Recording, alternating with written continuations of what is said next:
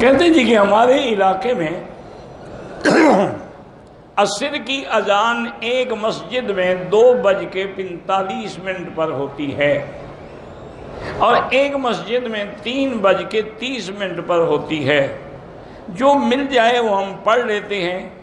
اب اگر ظہر کی نماز 3 بجے تک بغیر جماعت کے پڑھی جائے تو قضا پڑھی جائے گی یا پوری؟ بات کو سمجھیں کہ ہر نماز کا ایک اول وقت ہے اور ایک آخر وقت ہے۔ سرکار دو عالم رحمت دو جہاں صلی اللہ علیہ وسلم کو جبریل علیہ السلام نے آ کے امامت کی۔ آپ مقتدی بنے اور جبریل امام بنا۔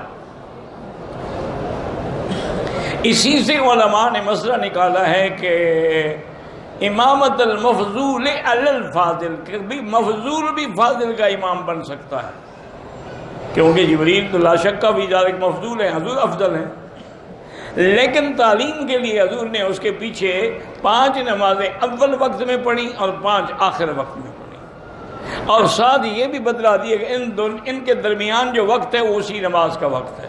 اب جیسے فجر کا وقت ہے تو اس کا اول وقت جو ہے وہ اندھیرے میں ہے، صبح صادق کے طلوع ہونے کے بعد اذان ہو گئی، نماز ہو گئی۔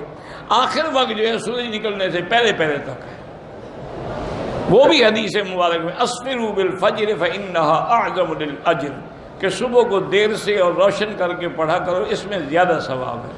تو امام ابو حنیفہ رحمۃ اللہ علیہ نے ہر بات میں آخر وقت لیا ہے، لیکن حنابلہ رحمہ اللہ اور شوافی رحمہ اللہ نے اول وقت لیا ہے۔